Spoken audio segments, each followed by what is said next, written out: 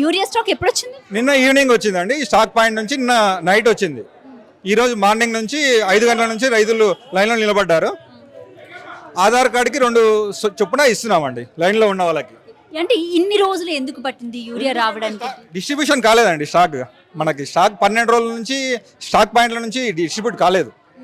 అంటే బేసిక్గా రైతులకి ఈ పాటికి యూరియా టైంకి అందాలి కానీ కంటిన్యూస్గా వర్షాలు ఉన్నాయి కాబట్టి డిస్ట్రిబ్యూట్ చేయలేకపోయినారు.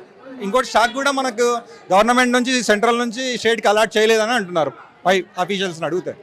అంటే ఇప్పుడు అంటే రైతులకి సరిపడా ఆ స్టాక్ వచ్చింది ఇక్కడ ప్రెసెంట్? ఇప్పుడు ప్రజెంట్కి అయితే లేదు మేడం. 300 బస్తాలు వచ్చింది. రైతులు చూస్తూనే ఉన్నారు కదా ఎంతమంది ఉన్నారు. ఆధార్ కార్డుకి లైన్లో ఉన్న వాళ్ళకి 2 చొప్పున ఇస్తున్నాం. 300 బస్తాలు అంటే 150 మందికి వస్తాయి. స్టాక్ ఉన్న వరకు అయితే బ్లాక్ చేయకుండా ఇచ్చేస్తున్నాం కదా రైతులకి. ఇబ్బంది ఏం లేదు దాంట్లో. ఇంతసేపు వెయిట్ చేయించడానికి గల కారణాలు కూడా ఉంటుంది. పిఓఎస్ మిషన్లో పాయింట్ ఆఫ్ సేల్లో ఎంట్రీ చేసిన తర్వాతనే ఇస్తున్నాం. ఎందుకంటే సెంట్రల్ గవర్నమెంట్ దానికి సబ్సిడీ బేర్ చేస్తుంది కాబట్టి అది చేస్తేనే కంపెనీలకు సబ్సిడీ వస్తుంది. కాబట్టి 100% దాంట్లో ఎంట్రీ చేసిన తర్వాతనే రైతులకు అందజేస్తున్నాం.